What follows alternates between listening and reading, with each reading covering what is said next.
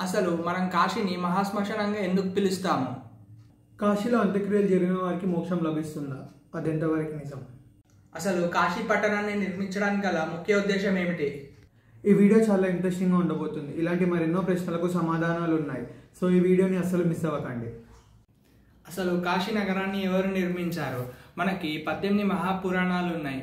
అందులోని ఒక పురాణమైన స్కంద పురాణంలోని కాశీకాండలో దీని గురించి చాలా క్లియర్గా మెన్షన్ చేసి ఉంది.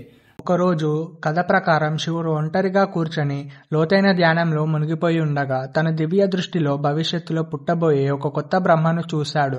ఆ బ్రహ్మ తన సృష్టిలో కోట్లాది జీవరాశులను కల్పిస్తాడని, ఆ జీవులు సంతోషాలు దుఃఖాలు అనుభవిస్తూ కొన్నిసార్లు పాపాలు చేస్తారని ముందుగానే దర్శించాడు. ఆ పాపాల ఫలితంగా వారు అనుభవించాల్సిన శిక్షలను బాధలను చూసినప్పుడు శివుని హృదయం కరుణతో నిండిపోయింది. ఎంతగా పాపబాధలో మునిగిపోయిన ఆత్మలు తిరిగి శుద్ధి పొందే మార్గం ఉండాలని ఆయన నిర్ణయించాడు.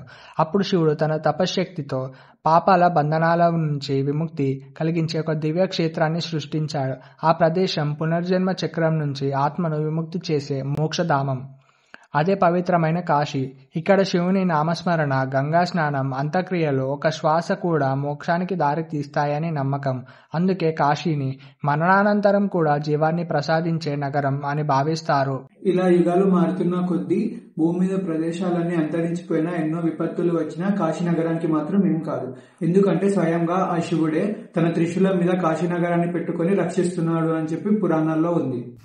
అయితే మనం కలియుగంలో ఉన్నామని మీ అందరికీ తెలుసు కదా. అలా సత్యయుగం, త్రేతాయుగం, ద్వాపరయుగం, కలియుగం ఇలా 4 కలిస్తే ఒక మహాయుగం అంటాం. అలా 71 మహాయుగాలు కలిస్తే ఒక మనవంతరం అంటాం.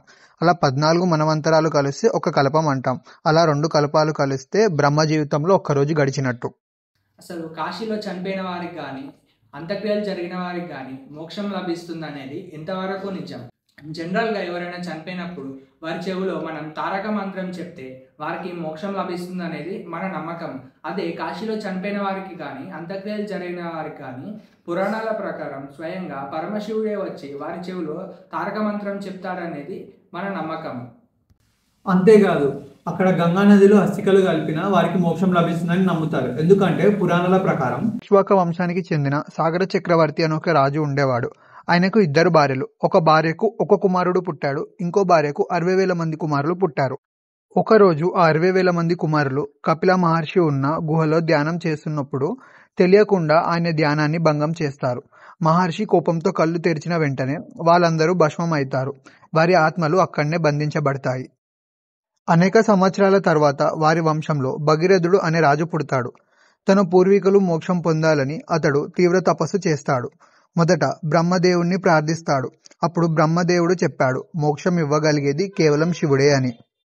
అందుకే భగీరథుడు శివుడు కోసం ప్రార్థిస్తాడు. ఆయన తపస్సు చూసి శివుడు ప్రత్యక్షమై గంగను భూమిపైకి తేవడానికి అనుమతిచ్చాడు. గంగా ప్రవాహం చాలా భీకరంగా ఉండడంతో శివుడు తన జటాజూటంలో దానిని నిలిపి ఆ తర్వాత మెల్లగా భూమిపైన విడుదల చేశాడు. గంగా ప్రవాహం భూమిపై వచ్చి సరిగ్గా 60,000 మంది ఆత్మలు ఉన్న ప్రదేశం మీదుగా ప్రవహించింది. అలా గంగా స్నానం వల్ల వారి ఆత్మలు మోక్షం పొందాయి. సో ఇప్పటి వరకు అయితే మనము కాశీని ఎవరు నిర్మించారు, ఎందుకు నిర్మించారు, అసలు మోక్షం ఎలా లభిస్తుంది, ఎందుకు లభిస్తుందో తెలుసుకున్నాం కదా. అసలు ఇప్పుడు చనిపోయిన వారిని కాశీలో ఎక్కడ దహన సంస్కారాలు, అంత్యక్రియలు జరుగుతాయో తెలుసుకుందాం. ఇక్కడ ముఖ్యంగా 2 ప్రదేశాల్లో దహన సంస్కారాలు అయితే జరుగుతాయి.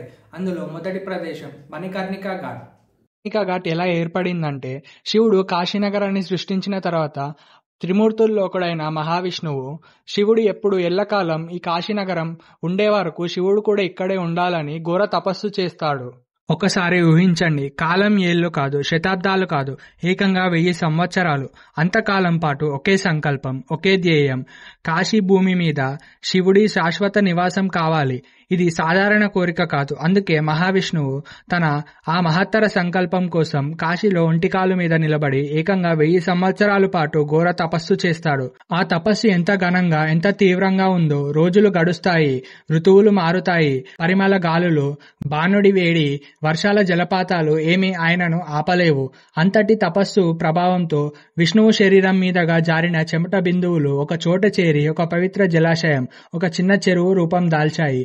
అప్పుడు ఆ ఘోర తపస్సు యొక్క శక్తి భూమి ఆకాశం అంతరిక్షాన్ని కంపింపజేస్తుంది. పరమేశ్వరుడు శివుడు స్వయంగా ప్రత్యక్షమవుతాడు. ఆకాశం నీలంగా, గాలులు నిశ్శబ్దంగా, ప్రపంచమే ఆగిపోయినట్లుంది. విష్ణువు కోరికను అంగీకరిస్తూ శివుడు ప్రేమగా తన తలను వంచుతాడు. ఆ క్షణంలో అతని చెవిలో ఉన్న ప్రకాశించే కుండలం జారిపడి విష్ణువు చెమటతో ఏర్పడిన ఆ పవిత్ర జలంలో పడుతుంది. ఆ అద్భుత క్షణమే ఈ స్థలానికి మణికర్ణికా ఘాట్ అనే పేరు వచ్చింది. మణి అంటే కుండలమని, కర్ణిక అంటే చెవి అని చెప్పబడుతుంది.